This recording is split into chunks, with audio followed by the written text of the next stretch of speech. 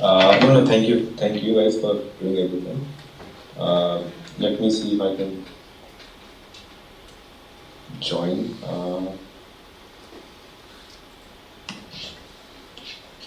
Okay, so my other computer is here, fine. And I share the screen. That is sharing as well. Okay, yeah, so I can share. So let me know whenever we can start. Sir, we all are set here, sir. We can start, sir. Okay. Okay, welcome back everybody. After some hiccups, we are back to where we were. Also, I would like to apologize for yesterday.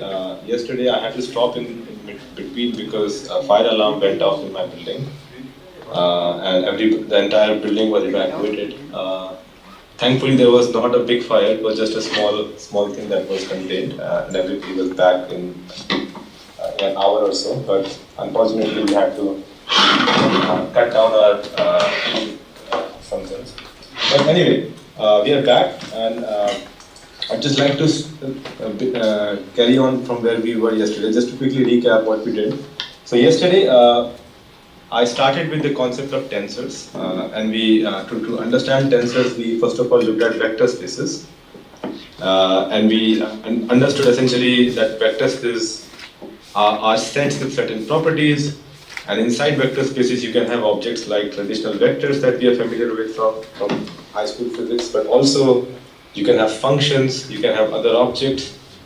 And a tensor essentially is a linear transformation that takes one vector from one vector space and moves to another vector in another vector space. So that's how we define a tensor.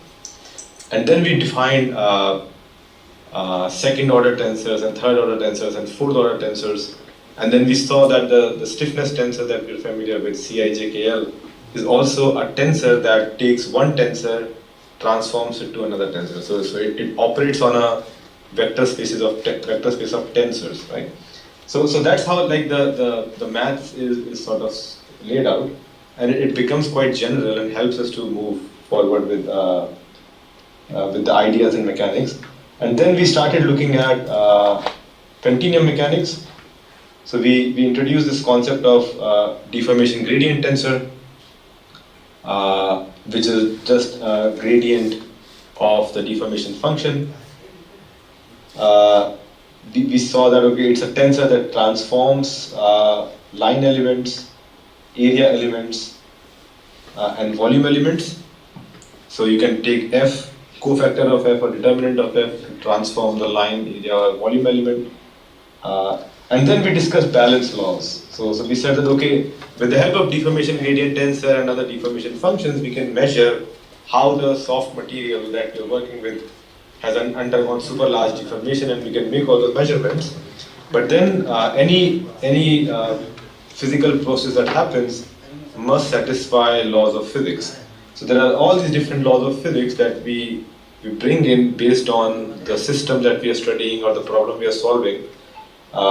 Usually when we look at deformation, we want to look at balance of linear momentum. Balance of linear momentum essentially takes this familiar form, which is divergence of stress plus body force equals 0. So you probably might have seen this in context. And then we wanted to look at the relationship between conjugate variables. So something like constitutive equation, relationship between stresses and strains. And we were looking at that concept, and to understand that we talked about a little bit about distinction between the reference configuration and the current configuration. And we said that, okay, all the physical quantities that you have, whether it is stress or whether it is strain or whether it is magnetic field or electric field or whatever you're working with, that can change at different locations in the body. And that's why all of these quantities are a function of x. X is the position inside the body. But at the same time, you can have that x either as a capital X, which comes from the reference configuration, or small x, which comes from the current configuration.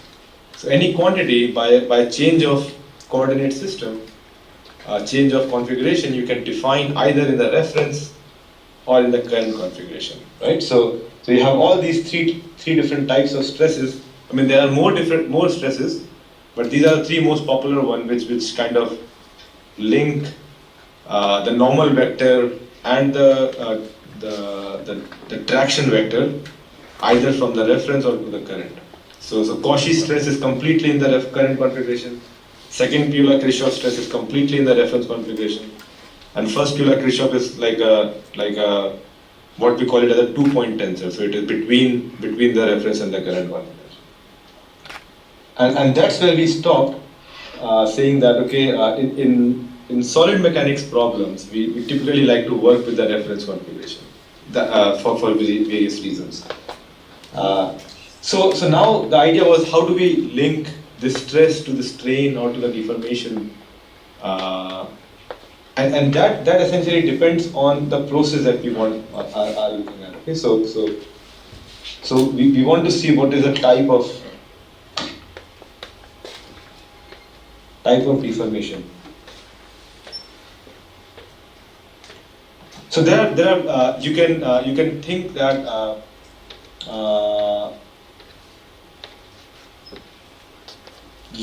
so for example, there are different classes of types of deformation. So you can have an elastic deformation, you can have a viscoelastic deformation, you can have a plastic deformation, and you can have a combination of many different types. So just to give you, I might know some of these things already. I'm just going to recap. So elastic is when something is completely reversible. Everything is completely reversible. Viscoelastic is when there is rate dependence and there is friction. There is friction, but at the end of the day, the body comes back to its original configuration. Okay? Plastic is when you get some permanent deformation, permanent set. And then there are different. You can have fracture. You can have other things going on, and you of course have this coupled electromechanical coupling and magnetomechanical coupling. So this relationship between the stress and strain or conjugate variables, constitutive equation is heavily dependent on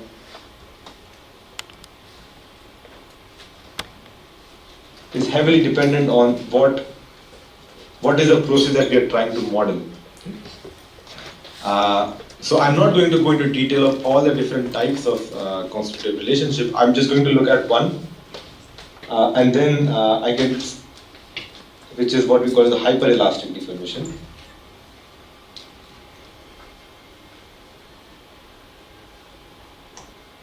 And others basically are not too difficult. They are just different variations of that. So in the case of hyperelasticity, there is existence of some energy.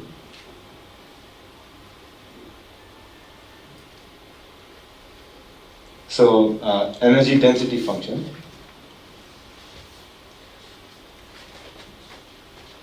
Let's say W is the energy, which depends on the deformation gradient, and it also depends on the position. Because its energy density, it might change at different locations. The property of you can have a very heterogeneous material, it has different properties at different locations. So the energy density depends on how much you deform it, but also where you are measuring that energy inside the body. So essentially, you can think of it this way, that when you deform a rubber balloon or when you deform a rubber band, you are applying some energy to deform that. And the energy that you apply to the deformation is basically stored inside the body. And that is this energy density function. And then there is a formula that basically comes out of thin air, is that the first Euler-Kirchhoff stress is just del W by del F. Okay? And then you can ask why that is true, and we can discuss that. But that's how essentially, in the case of hyperelasticity, we link stresses and the deformations.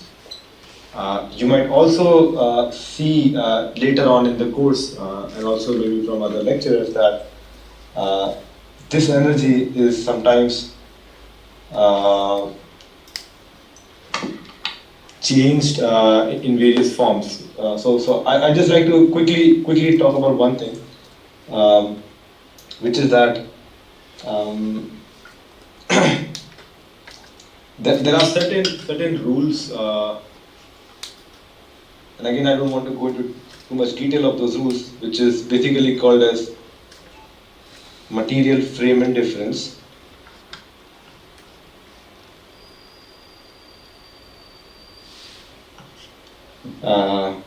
And objectivity. Basically, what it means is that if your material is isotropic, okay, maybe I'm just saying too many things at the same time. Essentially, what it means is that if your material is nice and you apply this principle that the energy that you measure does not depend upon who is measuring the energy. It does not depend on the frame of reference. Then this W of F, instead of F, the dependence changes to C, which is F transpose F. And this is kind of a principle that comes in quite often. That so F is basically, remember, F was deformation gradient, and if you write down the matrix of F, so matrix of F has 9 components, but C is F transpose F, so C is symmetric. Okay? So because it is symmetric, the matrix of C only has 6 components. So from 9 you go down to 6. So that sort of simple, if using some computational method, let's say finite element method. So applying this principle of material frame indifference, you say instead of writing W of F, you write let's say W dash of C. And that greatly simplifies the problem. The next step that we often do in the simplification is that C still has 6 components. But remember, yesterday we discussed about invariants of a tensor.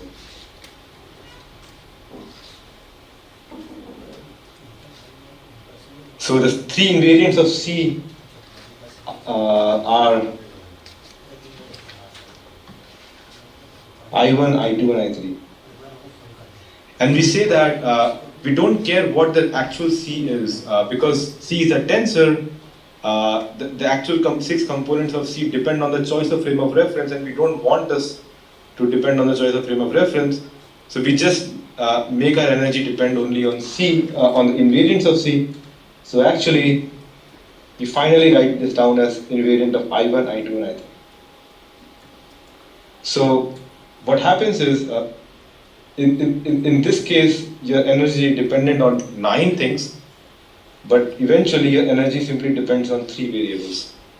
So the problem is greatly simplified by applying this assumption. And if you are a research student and you are actually working on elasticity on other problems, you would probably see that the energy is usually written in terms of I1, I2, and I3 instead of writing in terms of F directly.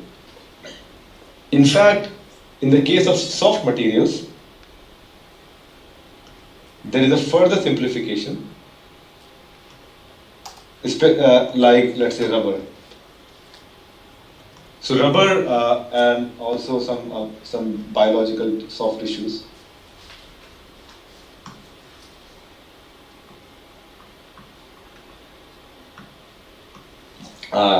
When you have, it has been experimentally seen and kind of understood by people that for especially rubber and lot of soft tissues, I3, which is determinant of C, which is determinant of F squared, which is nothing but change of volume.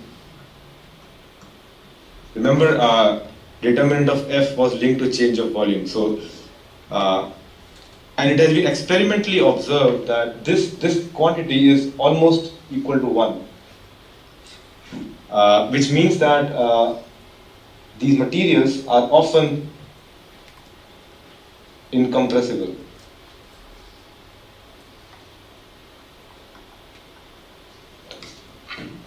What does incompressibility mean? It means that you can stretch them however much you want. So you can take a rubber balloon, imagine a birthday party rubber balloon, and you're inflating that rubber balloon to a very large extent. It inflates a lot, so you can have extremely large deformation. But if you just measure the volume of the material of that rubber, not the volume of the gas that is inside the balloon, but of the very thin membrane of the rubber membrane itself, then that volume has very, very small changes inside of it. It's only the shape that has changed. So when I3 is approximately equal to 1, so you can do in fact one more change and say instead of that, let me write W, I'm running out of symbols now, let's say W0 of I1 and I2 only, because I know I3 is 1, right? So now your energy density depends only on two quantities. So going from 9, it boils down just to 2 quantities. And this is very much a very common assumption, a very common approximation in the modeling of soft materials that we use all the time. And whenever we have this, we call this constraint of incompressibility.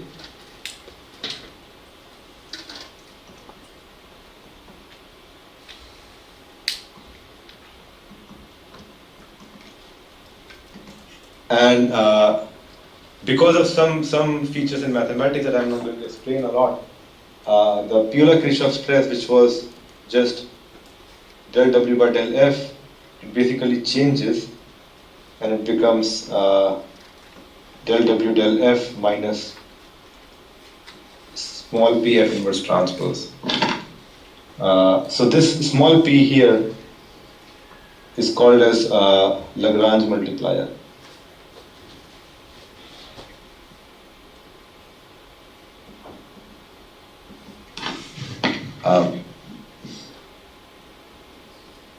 Okay, and then similar assumptions happen elsewhere.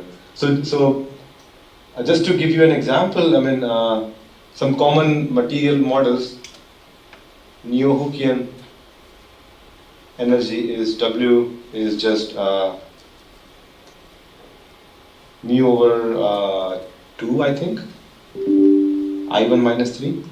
So here there is dependence only on just 1. If you go to Mooney-Rivlin, then you get W as C1 I1 minus 3 plus C2 I2 minus 3. So it's got just two things. If you think about, let's say, very common material model, which is the foam.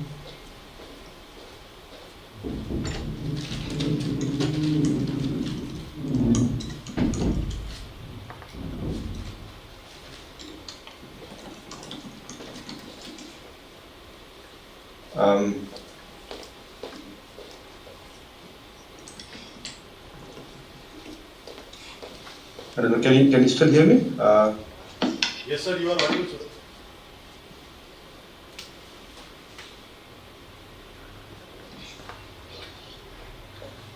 Okay, so I'll maybe talk about gent material, which is quite commonly used. Gent material model, the W is just some quantity, and we've got some Jm over 2 log of 1 minus I1 minus 3 over Jm. Uh, I can't see it. Okay, there it is. Yeah. So I mean, there are different types of material models. Okay? For soft hyperelastic materials, and there are dependence on I1 and I2 usually, because for a lot of these rubber materials, I3 is just one. So this is one of the ways in which hyperelastic materials are modeled. And then once you have, essentially what you would do is, if you are given a problem, let's say, I don't know, let's say you have a very complex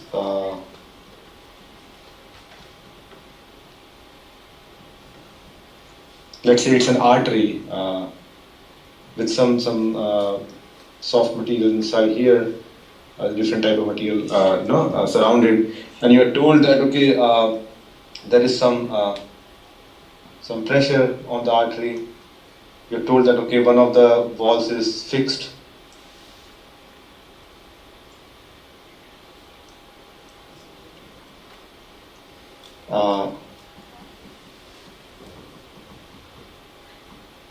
So normally what you would do is basically you would write down the balance laws. You would choose a material model. Okay. So what you would do is you would choose a material model.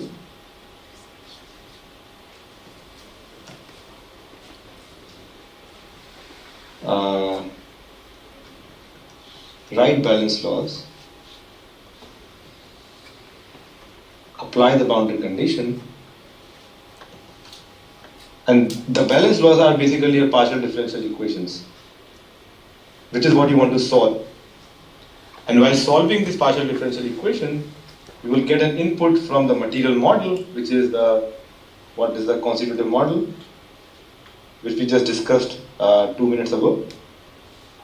And you would get some input from the boundary condition. And that's it. That's basically how most of the problems are posed. That you solve the appropriate balance laws, the appropriate physical behavior that you want to study, whether it is deformation or heat transfer or magnetic field or fluid flow, whatever it is.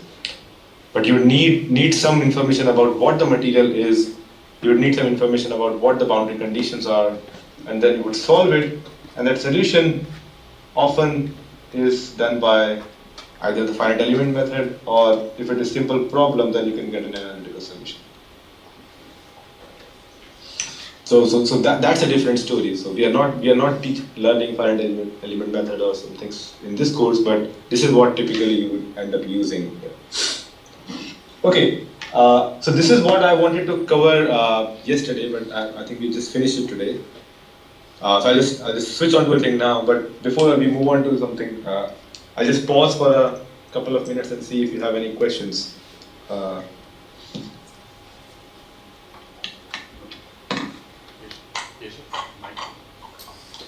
If you have any doubt, you can ask. I'm sorry, I could not hear that. Can you repeat? I'm just asking, sir, if they have any doubt, they can ask. Okay, yeah. And as I said yesterday, please try to have as much conversation with me as possible. I really love when you can ask some questions, and it doesn't matter whether the question is easy or hard.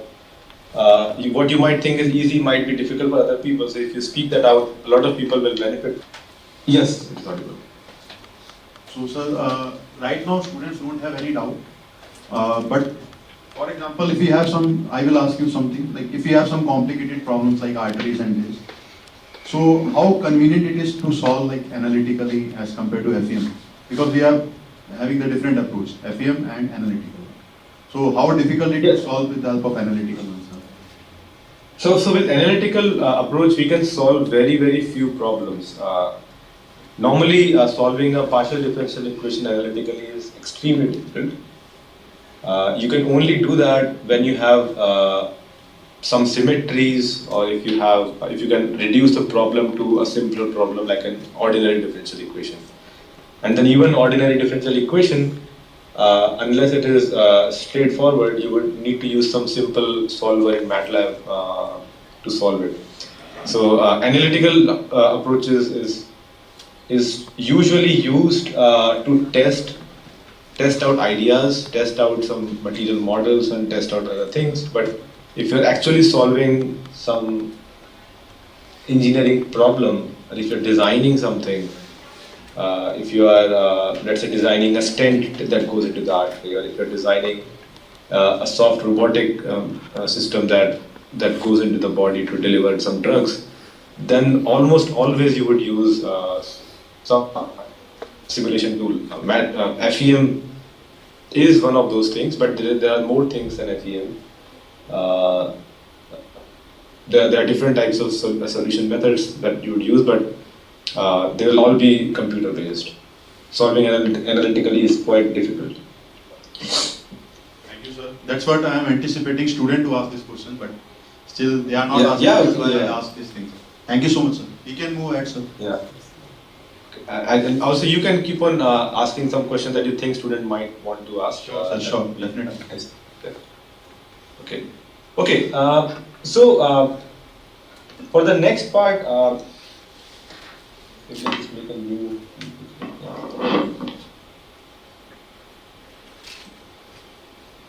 Let's change the color. Okay. So for the next part, I want to switch the gears a little bit and talk about a topic that is very important in my opinion, and it is calculus of variations. By the way, can you also see my video as well along with the blackboard, or is it just the board that you see?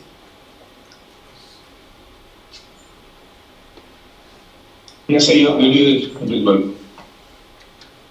Okay, so so calculus of variations comes into picture in mechanics, in almost all domains of mechanics, and that happens because somehow for certain reasons our physics works on the basis of minimization principles.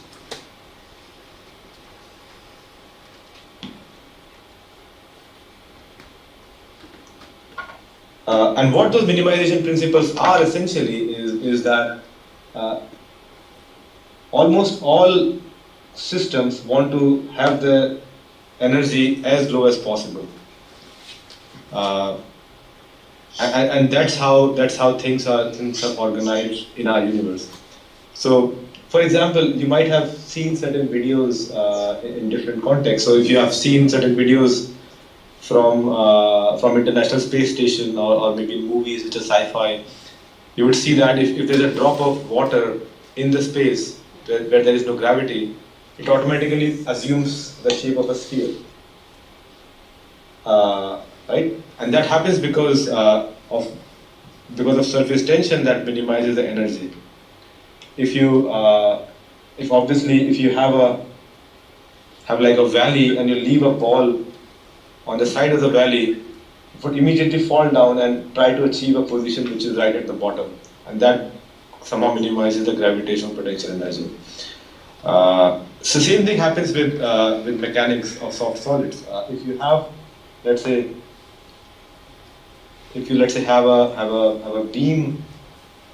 Let me take a beam and you apply a force like this, then it would basically stretch this way, right? It would never take a position like this. It would never take a position which is like that. Oops. So this will never happen. This will never happen, but this will happen. And that's because that configuration sort of tends to minimize the energy of the beam under that particular loading condition. So calculus of variation is a central idea using which we minimize quantities which are a bit more complex than simple functions.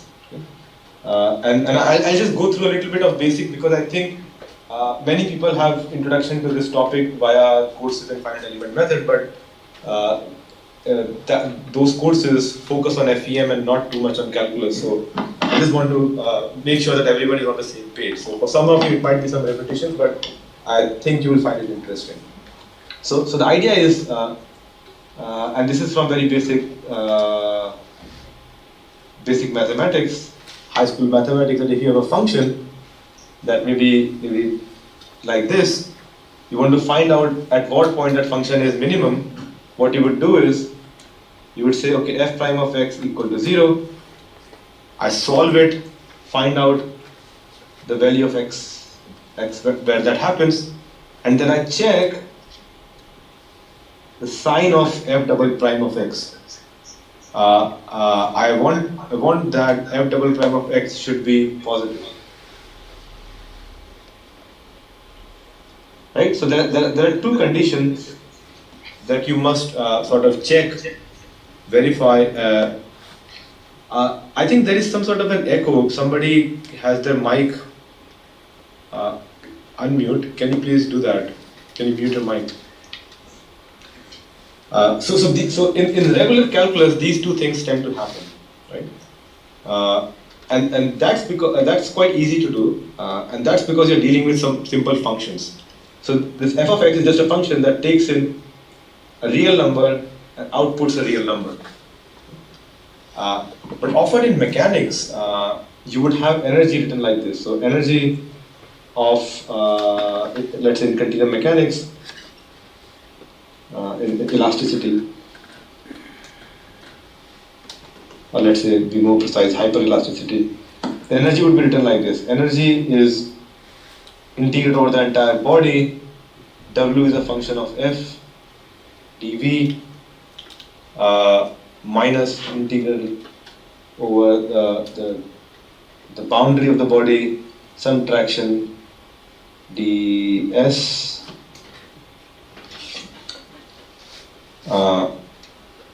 Okay, so this energy, and this is the energy that you want to minimize.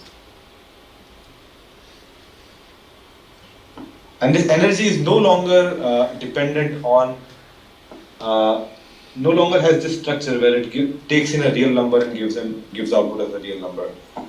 Basically, this energy is a function of the deformation function that we discussed yesterday. So remember, I'll just draw this picture here again, just to recall.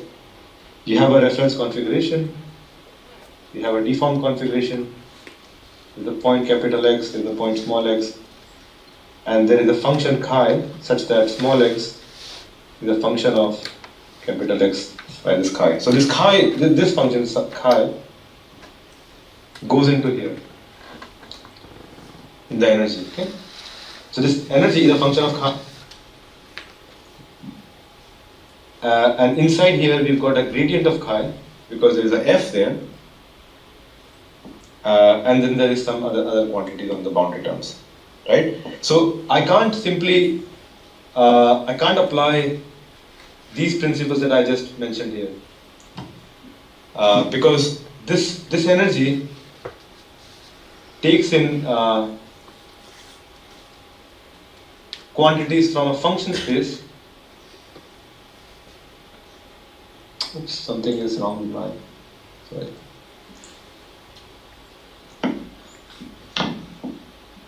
I'm sorry, I'm just trying to figure out what's going on with my computer. Yeah, it takes in quantities from a function space and returns a real number. Okay? Unlike this function f on the top here, which basically just took in a real number and gave a real number, right? So this distinction is quite important, and exactly to deal with problems like this, we need the calculus of variations, because now you are remember when you do this, when you do the calculus here, you deal with quantities like delta x, and you do some limit of some things. You look at differentiability. I mean, there's a whole host of mathematics that you might have learnt about and forgotten about because it's no longer required. But essentially the idea is that with functions, you just work with delta x and you just look at small changes in a number. But in the case of hyperelasticity or a lot of mechanics problems, we need to look at now, instead of delta x, now we look at a change in the entire function, delta chi. So imagine if you're dealing with 1D problems, let's say.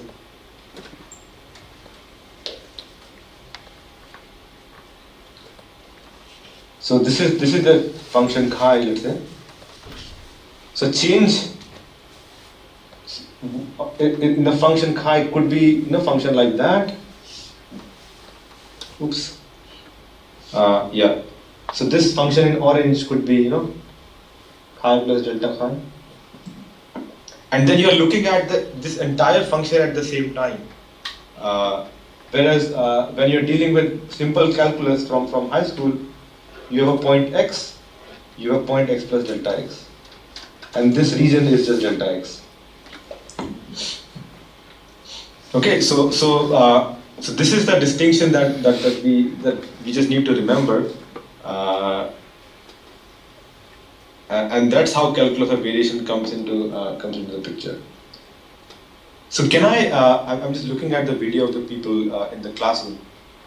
Can I just see a show of hands? How many of you have come across this idea in your coursework? I can see one person. Variational calculus. Maybe 2 or 3.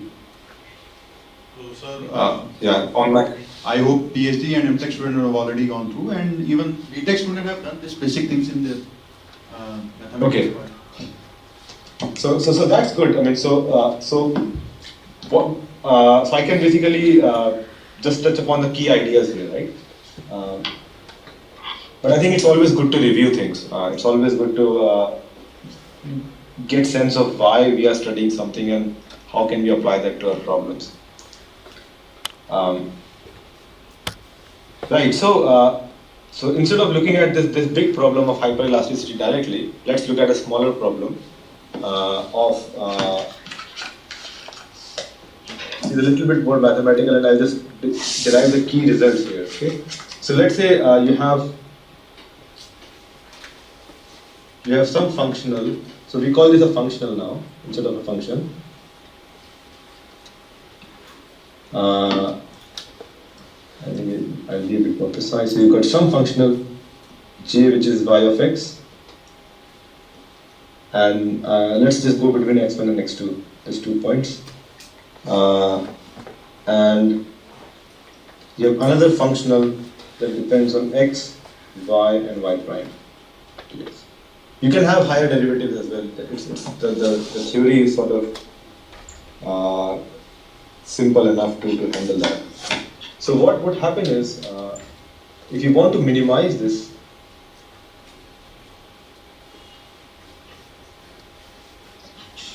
what you would do is you would go across and do some, basically y goes to y plus delta y, let's say. You will look at all the changes, all the possible changes in y, and now you can see that if you're dealing with a function, as I just plotted here on the graph, there can be so many different ways of, so many different types of functions that can be close enough to y. That's another red function. You can have something that is just, you can have so many functions that are just very, very close to y. So there are infinitely many different types of functions which are very close to y. So you have to basically search across the entire domain, but that search is not manual. That search is just automatic via the mathematical machinery. But idea is you want to minimize this function across all possible delta y that satisfy certain mathematical requirements, and then whenever you do that, the j that you have here would transform to j plus delta j. Right? For every delta y, you'll get a delta j, and just like what you wanted here, that principle number 1 was f prime is equal to 0. Here you would do that. Okay, I would say delta j equals 0. So you want to find out the functions, that the directions that for which delta J is 0, so J is stationary, or and as it turns out, this happens when this is basically a solution of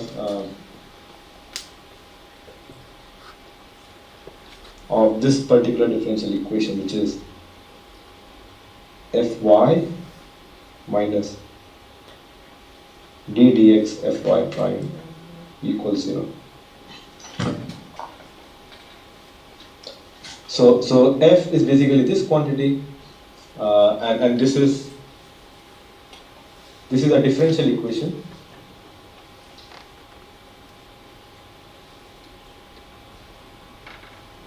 It's also called as Euler equation.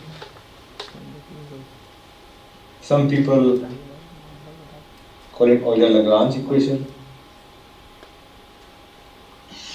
So essentially, when you solve this differential equation and you find a solution y, that y would be what that minimizes this quantity here. Okay. So this Euler equation is quite important, because that tells you what is the relevant equation that you must solve to find the minimum, or find the function that minimizes your function. Okay. So now we bring this principle to our case of elasticity, then essentially we want to minimize this energy total energy of elastic body under certain tractions and under certain boundary conditions.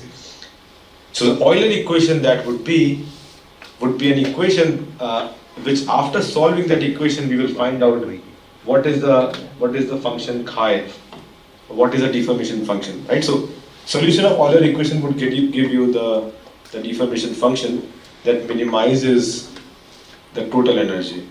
So that is essentially your actual solution of the problem.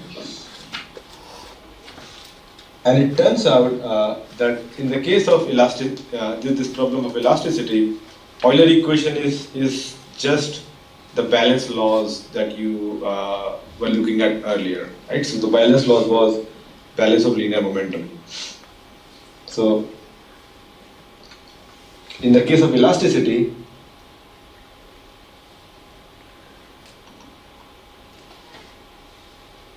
Euler equation is actually the balance.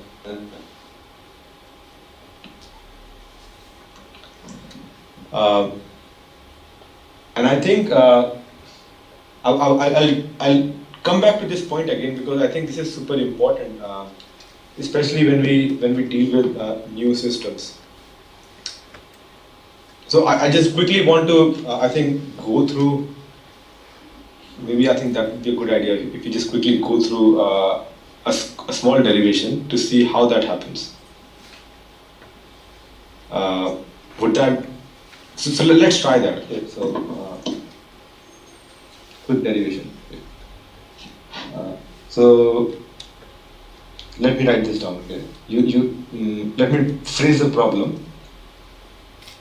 You have a reference configuration. You have a deformed configuration. And from here to there you have chi,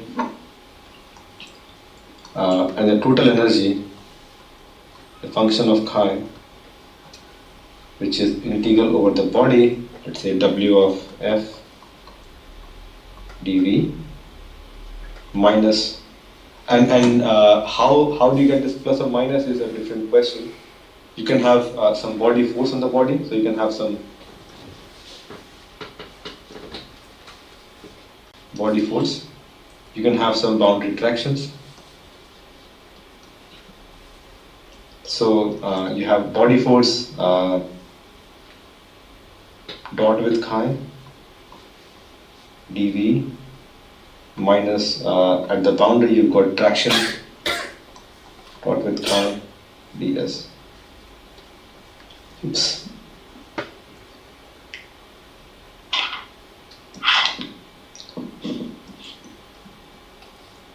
Now you can ask why do we have these things? This is basically work done by external forces.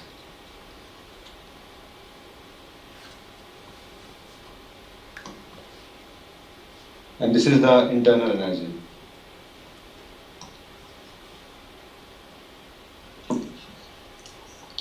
So the way you would do this is you would say, okay, I would look at E of chi plus delta chi, and then I would subtract E of chi from that to get delta E, and then I'll put this quantity to 0. And that should give me my Euler equation. Okay? So how do I get, I already know what this is. How do I get this one? Well, I just substitute on the right hand side. I just substitute chi as chi plus delta chi. Okay, and then you apply Taylor series expansion. So what you get is let's just look at this term. Okay, so this becomes integral over V naught W of f plus delta f dv.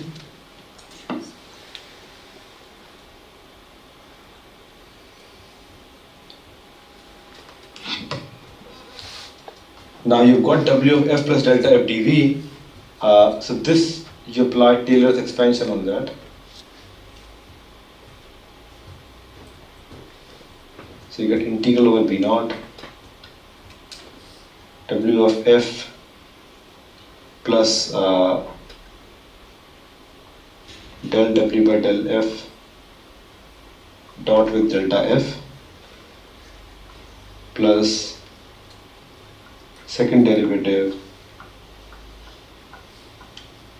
Now there is some tensor thing going on here which I don't want to go into too much detail. The idea, the way you do this dot product is dependent on how you deal with tensors. So we can ignore that part for now. But I think what you get the idea that you apply Taylor series expansion and you get this the 0th order term, the 1st order term, and so on. And when you subtract these quantities, basically W of f will go away, and you will be left out with this term here. Eventually, when you do it correctly, you would say, okay, del W by del f I know is the first Euler-Kirchhoff stress, and the Euler equation turns out to be divergence of P plus the body force equals 0. Okay, so obviously I've skipped a lot of steps here, but this is the basic outline of any derivation that you do. Now, why do we do this, and why is it important? I think that's a question you should ask always. You can say that, okay, I already knew this. I already knew this balance law. Why did I go ahead and re-derived it again from this principle of minimization of energy? And what is the point of it? So the point of it is that it can be a little bit more philosophical, and it can also be a bit more practical. Okay? So in a bit more philosophical way, I think you can always ask as a researcher that what is my starting point in a modeling framework, what are the assumptions, and what is my output. So if you start this way that we have done just now, the starting point is I know that the system is going to minimize the energy. I write down the energy correctly, and this balance law that came out as an Euler equation of this minimization problem is just a result that I will use. Solve this. So what do you do with this? You just solve this differential equation, and the solution gives you the deformation function that fits the problem. Okay? So that's one way of looking at it. Other way of looking at it is from a more practical finite element perspective, that if you are dealing with a finite element, if you're let's say making preparations to do a finite element calculation, then you would actually start from the bottom. You would start, in many cases, you start from the balance law, you write the weak form, and then you solve the weak form. So somewhere along the line of the derivation is a weak form which you would go ahead and use into the finite element framework. So that's this same procedure is also very useful for computational methods. But there is a another important use that that I think that many other people in the community think is when you are dealt unknown problems. So right now we knew that okay, this is hyperelasticity. We already knew that these are the equations of hyperelasticity. This balance law has to be satisfied. But what if you are given a completely new problem? What if you are given a problem where you are told that okay, the energy depends on this deformation, it depends on the change in temperature, it depends on how much fluid has entered and how much fluid has gone away, it depends on what is the chemical potential. So in a lot of biological problems, in a lot of problems with systems like hydrogels, energy depends on what is the chemical potential. And then these balance laws are not the first principles because you don't really know which ones to start with. And in those cases, this becomes quite easy. If you just write down the energy carefully, do the mathematics systematically, and then you get a set of equations that you need to solve systematically. And that's where I think this power of calculus of variations really shines out, because for new, if you manufacture a new material with new properties that couples different fields. So one of the themes of this course is multiphysics, right? So we are going to look at electric field and magnetic field later on. So when you manufacture these new materials that can have electromechanical coupling or magnetomechanical coupling, then it is not obvious which equations to solve. This calculus of variations is a very powerful tool that gives you, starting from the first principles, that okay, whatever it is, I know that in mechanics, it has to minimize energy. And then you basically go ahead step by step, find out the correct equations, correct formulations to work with. Okay, so that's the idea behind this. Again, I'll maybe pause a little bit. Any questions so far?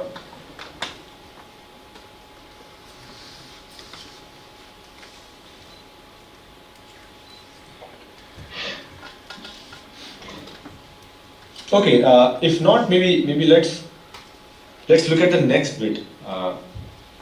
And again, if you have any questions, please feel free to stop me here.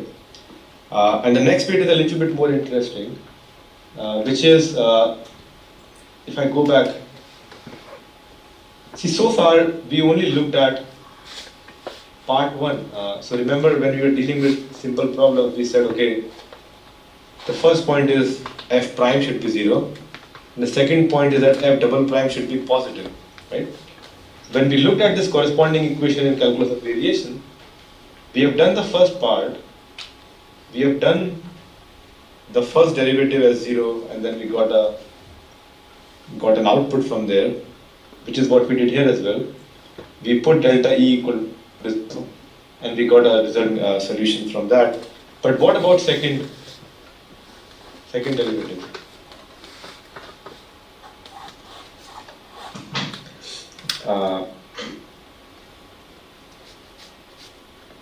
So I think in the case of these problems, it becomes very, very important to also deal with the second derivative. And this is something that you will often see that this part is skipped in a lot of codes, in a lot of approaches, but I think it's important. Okay, so let's spend a little bit more time on looking at this aspect.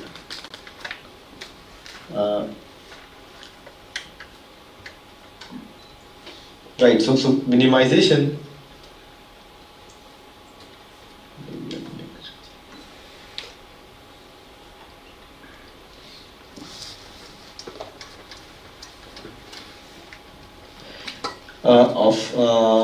Of E basically requires that the first variation of E, so now we don't call it a derivative, we call it a variation. Okay? So we require that the first variation of E is 0, but it also is required that the second variation should be positive. And if second variation is positive, that's when you can guarantee that that solution is indeed a minimum. If second variation is not positive, then some problems start to appear.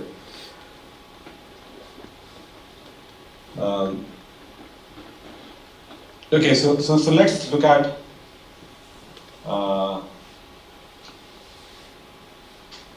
let's see something around this line. So and maybe I can just go back to the same problem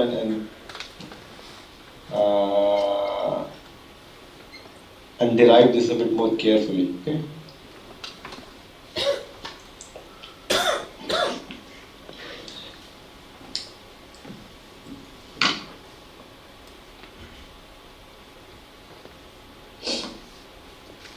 So if you look at this problem here, if I look at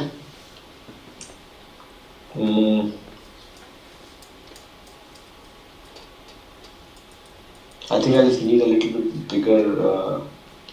I probably will write this again just so that we can do it together. Okay. So what I had was E of chi was integral over B naught W of F dV naught minus integral over V naught, the body force dot chi minus the work done by the traction force, which is on the boundary. Okay. Now I'm looking at what happens if I increase this, change chi by delta chi. So the first, I just apply the Taylor series expansion here. I get W of F plus del W del F dot delta F plus second variation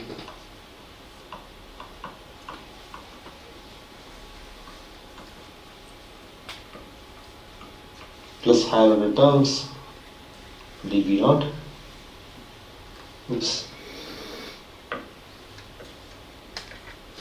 minus integral over the body force chi plus delta chi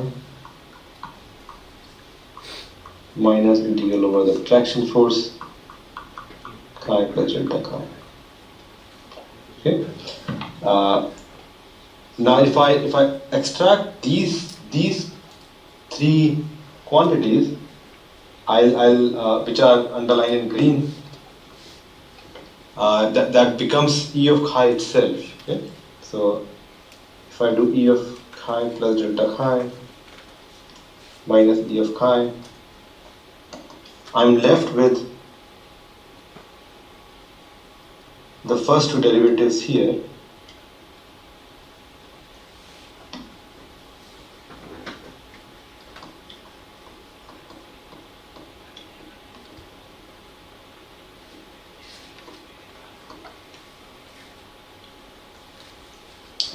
And just the first derivative terms here.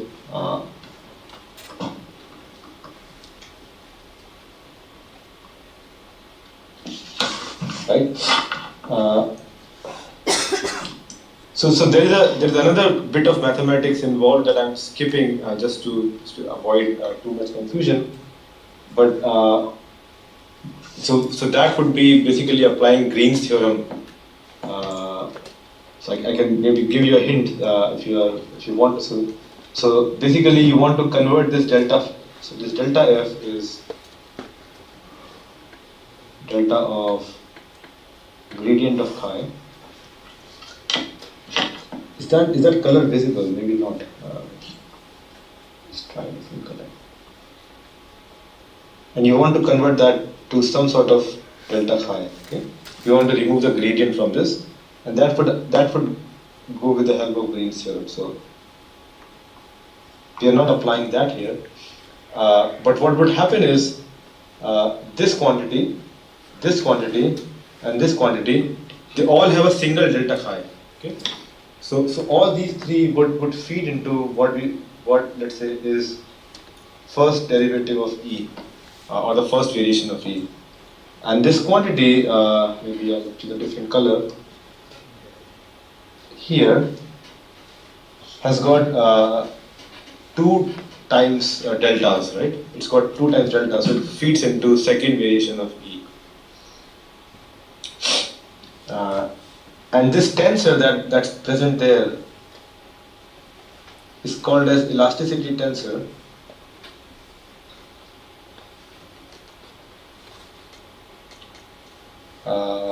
It's a 4th order tensor.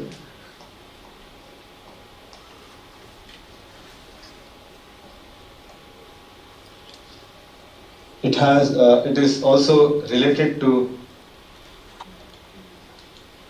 the 4th order GKL tensor that you might be more familiar with if you are familiar with finite element method. And this is a tensor that forms a big part of delta square, or the second variation of E.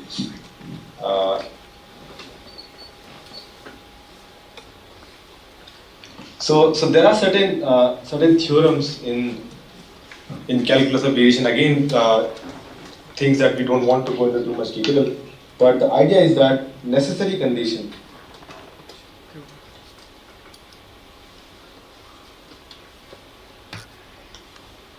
for delta square E to be positive is A is positive definite.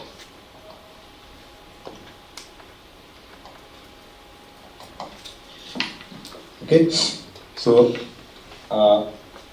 and what is positive definite in a tensor? It means all eigenvalues are positive.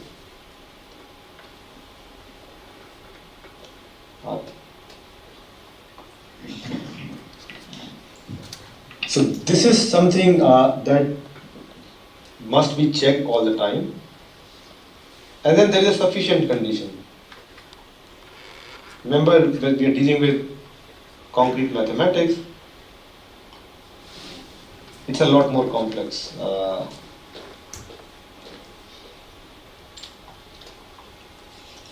Which I don't want to talk about right now.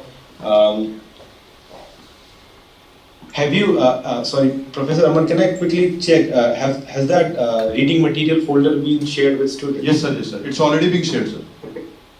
Okay, so for the sufficient condition, I don't want to discuss in the lectures just now. It's a little bit more complex, but it's also very interesting. So in one of my papers from 2017, which I'll talk about a little bit later, we explain in detail what the sufficient condition is and how that should be taken care of. So have a look at that. It's a paper on torus inflation in magnetoelastic systems.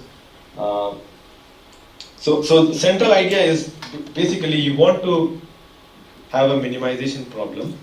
You've already done the first variation and you've got the balance laws and you're solving it. But then it's super important also to check the second variation. And the second variation is, in this simple case of just hyperelasticity, is directly linked to this elasticity tensor. Some people also call it as stiffness tensor.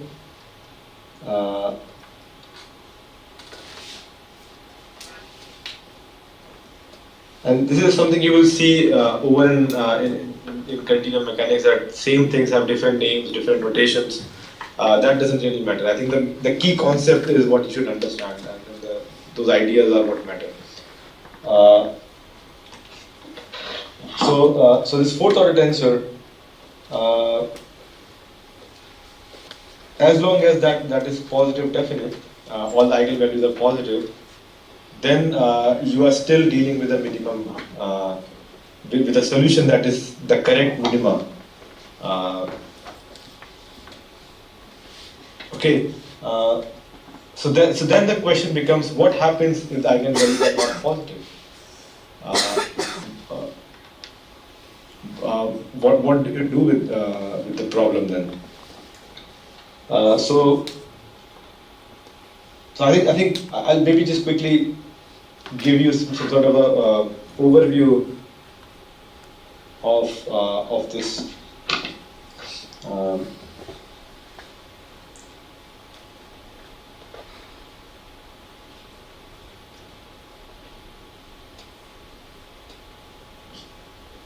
and so imagine this particular system, and this is a very uh,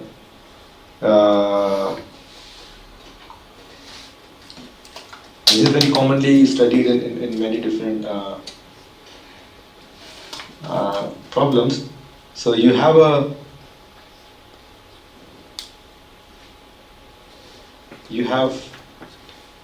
two fixed um,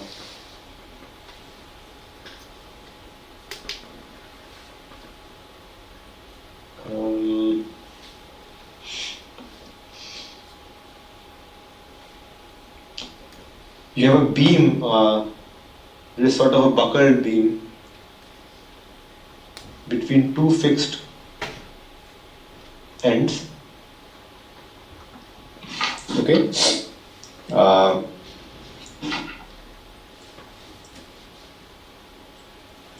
or maybe let's look at even a simpler example. I think I should not maybe go into that much detail. Let's take a simple example of just a beam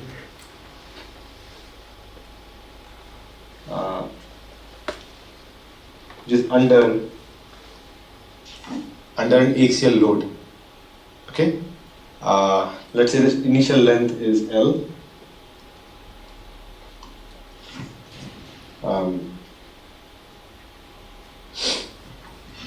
And when you apply this axial load,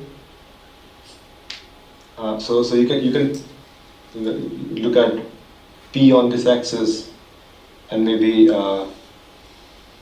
change in length on this axis. Okay.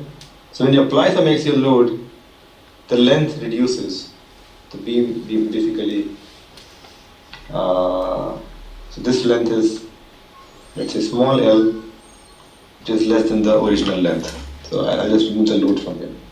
So in the initial configuration, it was some length capital L, and then when you apply some load, it just reduces in length. Okay, so you get some nice linear changes in the length, and the solution that you have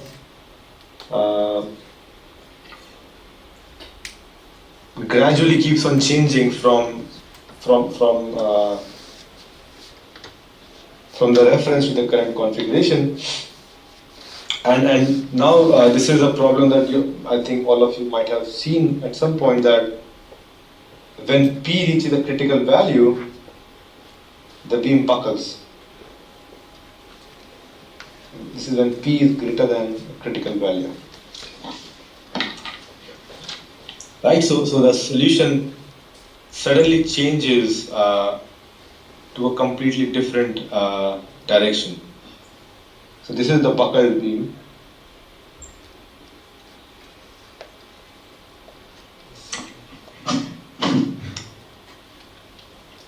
So in the case of buckled beam,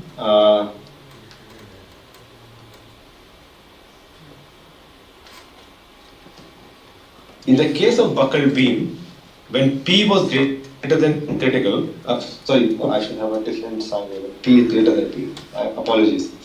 When P is greater than P critical, you have a buckled beam. But in this case, if you do the mathematical solution, you would also see that a solution which is just like the previous solution is also possible. So when all the differential equations, so delta E equal to 0 gives you Euler equations, right?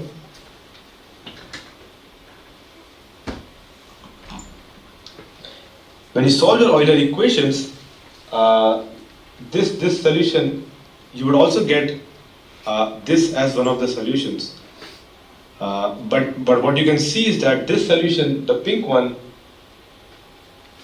for this particular solution, we start seeing that A, the stiffness tensor which was here,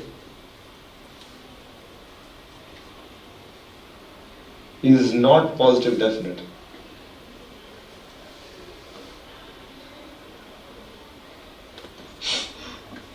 Okay, but here A is positive definite.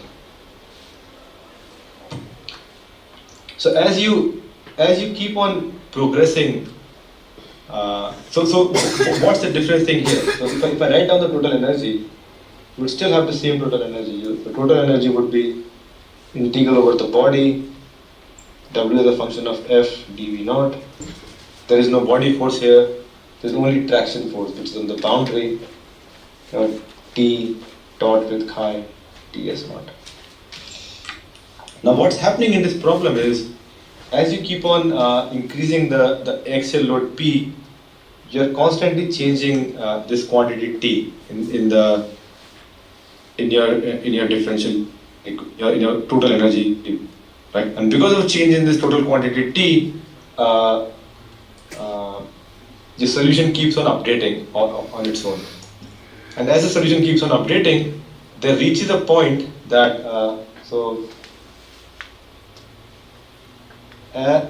as P reaches P critical, A approaches a point when eigenvalues approach to 0. So gradually you would approach a point when eigenvalues of A tend to 0. So the solution that you get from your Euler equation, which is this pink solution here, is no longer a minima of the problem. And that's why if you have done the analysis for this buckled beam, you would see that you do a little bit extra to get this solution which is curved, which is a buckled beam solution. So the second variation is of this energy is very useful in checking whether your system is stable or not stable. So as long as second variation stays positive, your solution is minima and that is stable. Okay? And as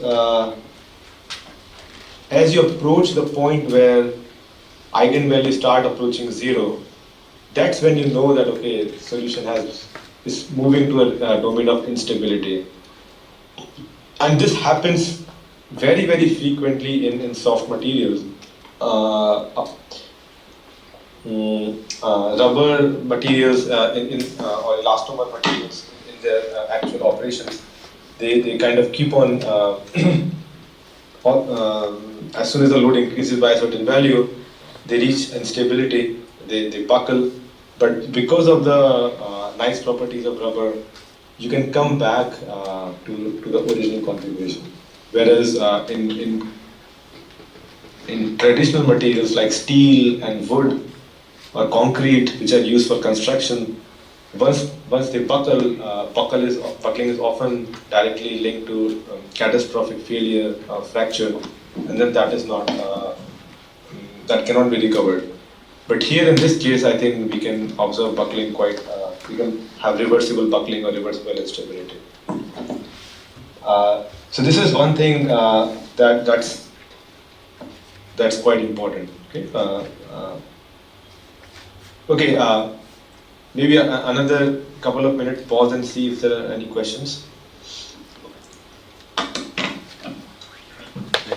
So any question, class, you have? So you understand the concept of how we move from stability to instability? It's very, very important in soft active material.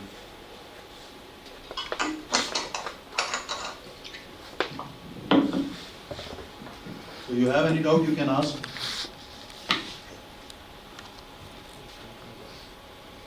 Sir, till now they don't have any doubt. Okay, no problem. I think that's it. Uh, okay. So should we continue for another half an hour, or should we take a small break and then come back? What do you say? Today we are actually having plan. We will continue, and after 3:30 we will close, sir. Like it's for 2 hour lecture today. We will continue, sir. Yeah. Oh, fine.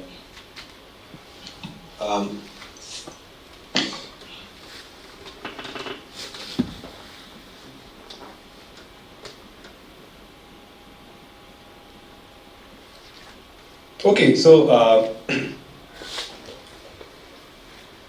so let's move forward. So this was the idea for stability and instability. Again, the example that I have given to you was from this pure elasticity. But now you can, I mean, if you have a look at the papers that I've shared with you and the notes that I've shared with you, you can see that if you have a really complex problem, then going through this steps of variation formulation can give you can give you ideas where the equations that you get for checking stability or instability are not very intuitive, but they are just a part of the usual process of calculating variations. So just like this entire process is quite useful and important. What I would like to show is the last half an hour is I think what could be important. I had a couple of things in mind, but I just want to show you, start with a problem on,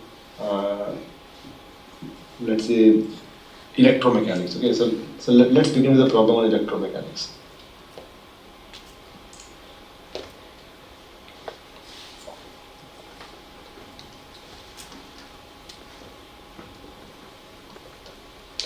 So again, I mean, I'm not going to show a lot of pictures because I think the motivation is something that you can have, you probably get from the lectures that we had earlier or from the notes. But what I want to do just now is just show you how we can consistently derive the equations of electromechanics via these variation formulation. Okay, so just like some basic ideas.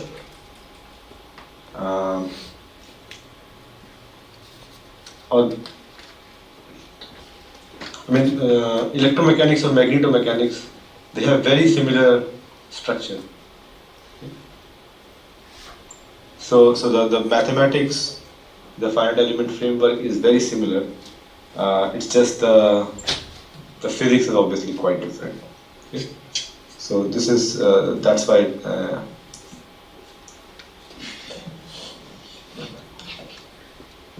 That's why we just look at one of them and then the other is just a natural outcome. Okay. So some key ideas that you might already be familiar with. There is something that the important fields that will have is electric field. It is usually denoted by E. I use this blackboard font just so that you know what's going on. There is electric induction, sorry, electric displacement, which is denoted by D, and then there is electric polarization, that is denoted by T. Okay. And the notation that we follow normally is that when you have this reference configuration, when you have this current configuration,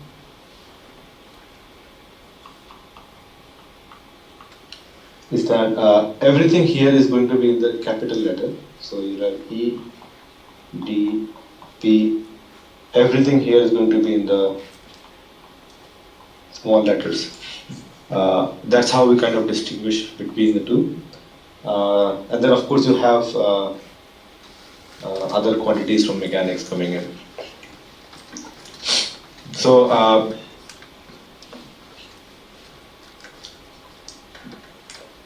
the equations that we are familiar with, let's say the Maxwell's equations and the relationships are the follows.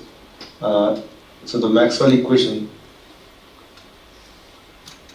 and we are dealing with no just statics. There is no dynamics here. Right? So we are just dealing with the following equation without any electric current. So the equation that we have is divergence of electric displacement is equal to 0 and curl of electric field equal to 0.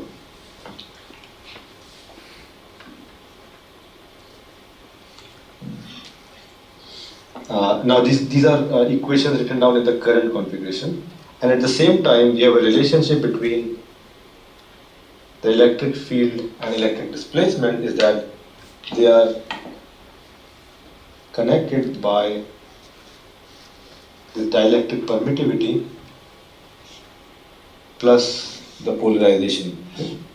So these are the three equations. I mean, the first two are the Maxwell's equation. The third one is this relationship between the quantities, and these are the three key equations from electrostatics that are important for the problem that we have.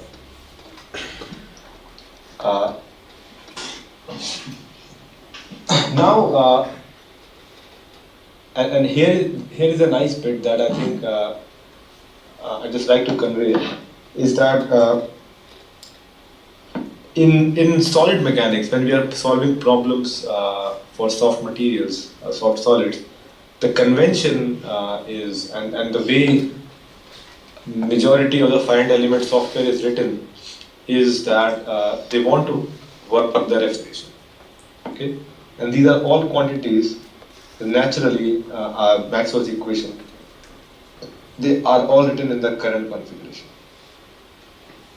So the question that usually arises is that how do I write these down in terms of the reference configuration?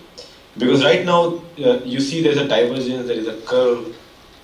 So this divergence is with respect to the coordinates small x. Okay. Similarly, this curve is with respect to this coordinate small x, and small d is a function of small x. Obviously, small e is a function of small x. Small p is a function of small x. So all these obviously differentiation operators are based on small x, and then we need to find a way to be able to write them down in the reference configuration so that we can do some maths on it. We can solve those problems carefully, right? So there are many ways of doing that. The way I think in which people decided to do this was that we want to preserve the structure of the equations while doing those transformations. So if you want to preserve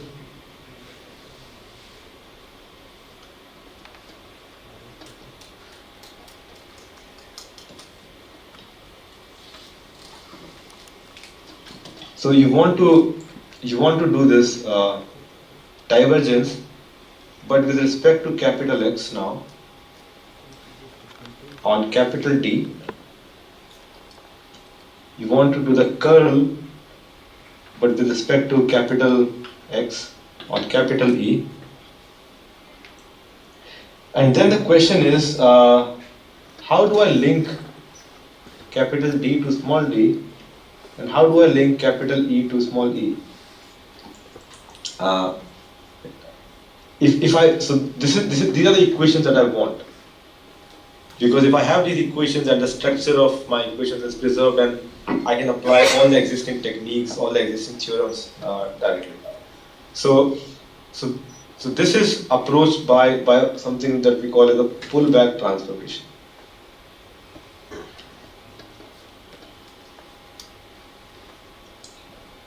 pullback transform is defined for these quantities as follows. If you say capital D is JF inverse small d, and if you say that capital E is F transpose small e, then these equations are automatically satisfied. Okay, and then you get these counterparts of your Maxwell's equations in the Lagrange, in the reference configuration, that look exactly like in the current configuration. But then to do that, you must have the following pullback transform. Okay, so that's the main ingredient in doing electromechanics and magnetomechanics, coupling with soft solid mechanics, is this transform. So, and if you now take this third equation, which was small d was what, epsilon naught small e plus p, and you substitute these quantities. So small d is what? J inverse capital F capital D, epsilon naught F minus transpose capital E plus P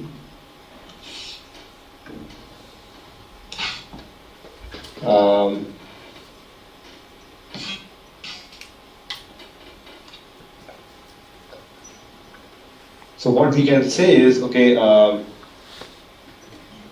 let me take this F inverse transpose over there, and I get J inverse F transpose F capital D equal epsilon naught capital E plus F transpose small p. So this becomes J inverse C D equal epsilon naught E, and this is what I define as capital P plus capital P. So this is the constitutive relationship in the reference configuration, and I have another relationship that capital P is just F transpose small. Right? So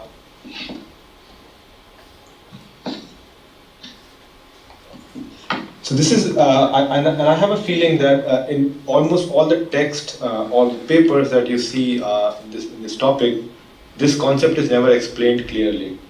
So these equations over here in the current configuration, they are natural. They are from Maxwell's law, Maxwell's equation. They are from electromagnetics. So they are arising naturally. But the second set of equations that people use do not come in naturally. They are artificially there by the artificial pullback transforms. Okay? So they are only there just so that we can do the calculations correctly and we can solve our problems correctly. There is no other reason for them to exist. So this is some distinction I think is very important to remember. And this is what I was discussing yesterday, that these equations are all kind of equivalent. You can write all your problems in the current configuration, or you can write all your problems in the reference configuration. I think from a mathematical perspective, it does not make any difference at all. But from a computational perspective, when you go out and solve those equations, then it makes a big difference. And that's why people prefer to have things in the reference configuration. So this is one thing that happens. Then what happens is the energy. Next big change happens in energy. And this is also a bit funny, a bit different than almost all fields of physics. Is you might have heard about conjugate variables.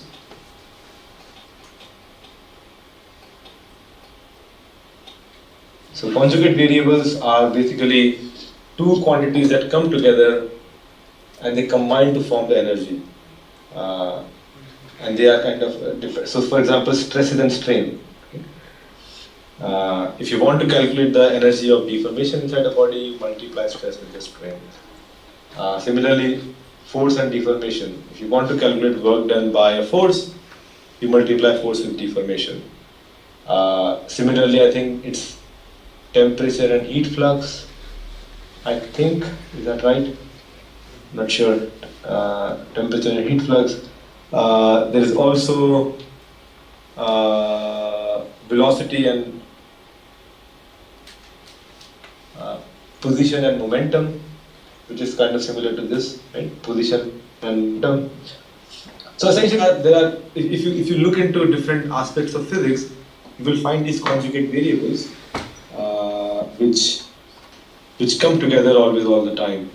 But in the case of electromagnetics, things get a little bit more complicated because instead of instead of two, you've got three variables. So here you've got three variables, E, D, and P. Right? So these two exist. If you are looking at vacuum, let's say you only have E and D, but if you are looking at inside a body, you've got these three variables. So getting this conjugate variable business is not super simple in the case of electromechanical problems. So when we write down the energy density function,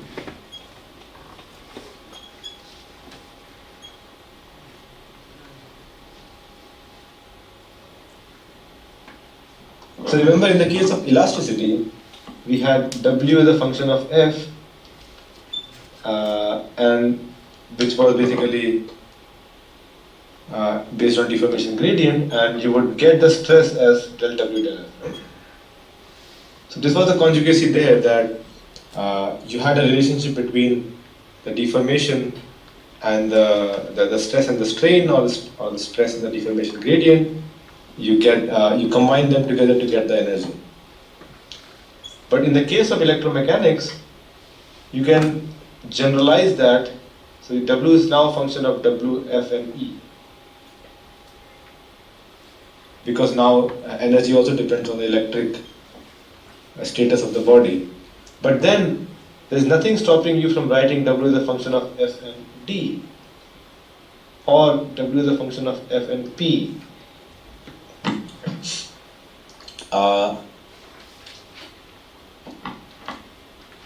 And in literature you will find all three. So there is this bit in this field of mechanics, or in this field of active material mechanics, where there is not yet a consensus between the researchers on which one to use. So you would find all three formulations present there, doing their own thing, and people are comfortable using all that. And I think it depends a lot on kind of experiments that you do and the things that you control. But let's say if you write down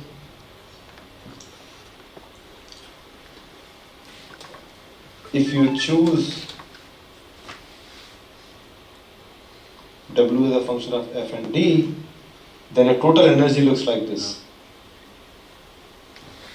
So now total energy is a function of the deformation of the body, but also the electric displacement inside the body, and it is given as energy density function F, D plus the energy that is present because of the electromagnetic field outside the body. So this R3, so this notation R3 minus B0 is basically all outer space. Because now your energy is not just stored inside the body because of the mechanics, but electromagnetic fields basically are everywhere. They're in the body, they're outside the body. This is basically written as J inverse FD dot with FD, dV naught, oops.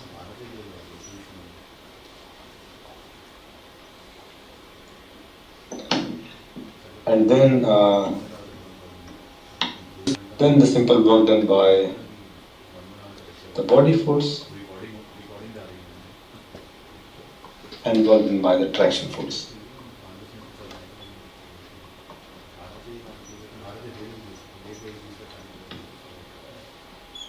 Okay.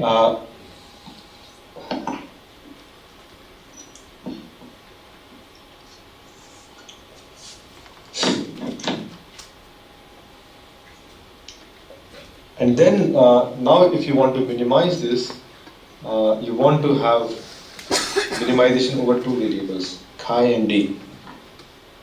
And that minimization process becomes a little bit more involved because you've got two of these. And then there is there's an additional idea that is often used. I'll quickly explain that. Remember we had these equations already with us from Maxwell, that divergence of D equal to 0. So if we already know the divergence of D equal to 0, then we can define something that we call as the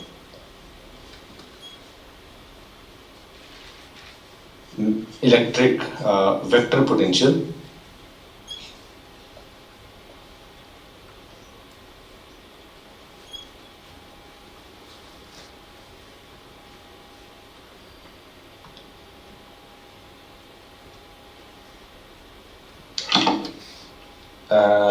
Which is D equals curl of A.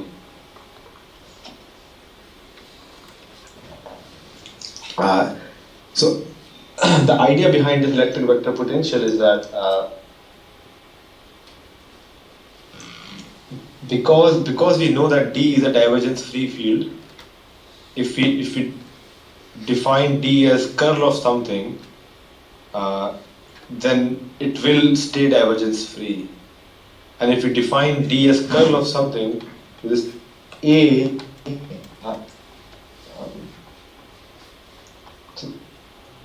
so I think it's quite useful because it's for choice of a finite element framework. Let me put it this way. It helps you do the finite element method a bit more efficiently if you do this. So in a lot of places you would see that the mathematics is written in terms of A, not D directly. Anyhow, when you do this minimization process now,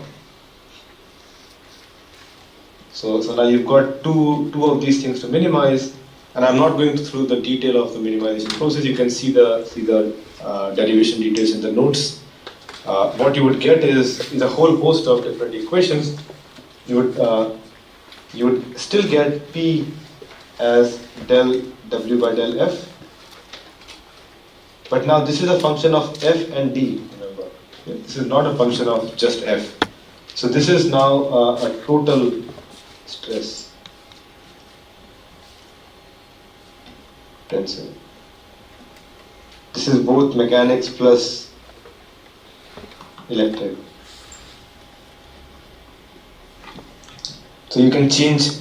You can change the stress field in the body, not just by changing the shape and the size, but also by applying electric field. That's what it means. You get this nice equation for the electric field, which is del W by del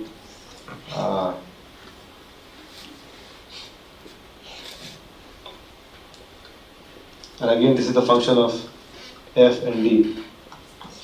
So the electric field inside the body depends not just on the electric displacement, but it also depends on the state of deformation of the body. So this basically shows that there is coupling electromechanical coupling.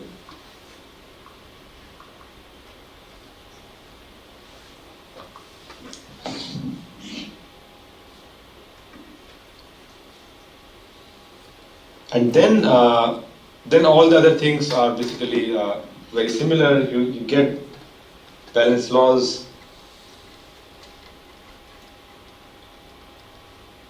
you get boundary conditions, you get all the other things that you would expect.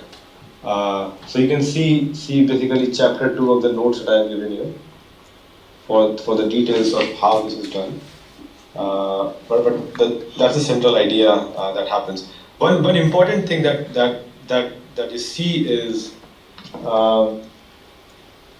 because of the presence of electric field both inside and outside the body, there is something called as Maxwell's stress tensor.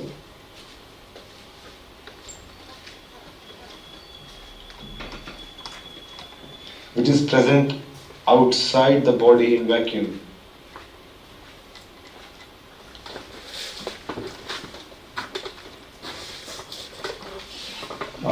So there is some stress in there is some force field or stress field inside in the vacuum as well, which applies a traction on the body. It's more like kind of a mathematical artifact, which is very important when you do calculations. There's not much to say about it, but it's just something you should be aware of, and you should implement that. So the details are there in the papers, and I think I just went through the broader overview to explain to you the key concepts, right? So the key concept is there is this electromechanical coupling that comes out naturally in both the stress and the electric field. Then there's this very important concept of pullback transform that's applied so that the structure of your equations is preserved, and then you can solve these equations directly in the reference configuration. Okay, I think this is where I would stop for this part of the course today. We still have 3 or 4 minutes, and I would like to see if you have any further questions for the next 3 to 4 minutes. If you have any question, you can ask. Sir, there is one query, sir. Yes? You have applied the pullback operations to change the current state into the reference state so that we can use finite element method easily.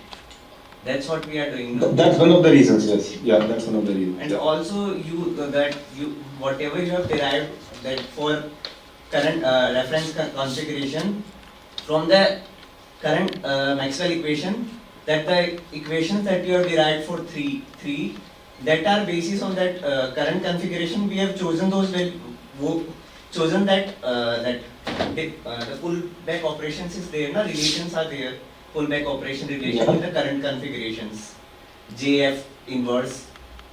On the basis of that, these are derived on the basis of that we have to satisfy those Maxwell equation in the reference configuration also. On the basis of that, these 3 equations came, or we can derive these on the basis of other equations like mass. Like yesterday we have done, like for the volume change we have used that relation for J0. Similarly, these can be derived, or these are derived only using this we have to because we have to satisfy these equations in the reference configuration. Okay, so that's very very nice question, and the answer is in this case I have done the former so that we want the structure of the equations as I've shown here. So we want this structure of the equations in the reference configuration, and because of this structure of equations, if you do the appropriate substitution, you will arrive at these pullback transform. There is only way. If you want to do that in the different way, you can do that, but that will be a very equivalent way of doing it. So like yesterday when we did that with the mass density, we basically put in a balance law. We started with a balance law, and we basically compared the total mass in the current and the total mass in the reference was the same, and that's how we approached that problem. You can do exactly the same thing. So the balance law in the integral form for this Maxwell's equation would essentially give you the same idea. So they're equivalent in that sense. So, and that's a very good point that you have raised, and I think you should. This will give you something there. Really, you have chosen also that for that so that the divergence is equal to 0. That's why the curl of A is equal to that part. Yeah, exactly. So because we know that divergence of D equal to 0, we can write D form. So we have chosen every vector. We cannot write every vector as because we know that divergence of 0. Write D as curl vector.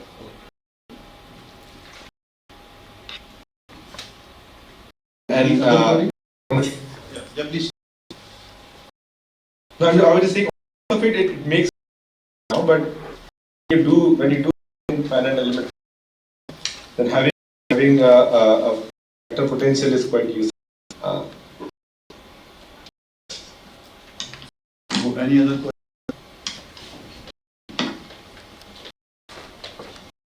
I hope they don't have any further right now. Thank you so much for asking your question. I think you're interesting, and I hope to get more discussion and learn something more from you guys in the coming days. I'll see you tomorrow then. Sure. Thank you so much, sir. Thank you for your kind words and kind action. Thank you. Thank you. See you then. Bye bye. So, thank you, audience, for joining online also. Tomorrow we will have a lecture beginning from 10 a.m. Okay. And again, Dr. Prashant Saxena will join us in the second session, in this afternoon session. Thank you very much. Sometimes we can act. Please come for a tea session. And we will again have a photo shoot for our record.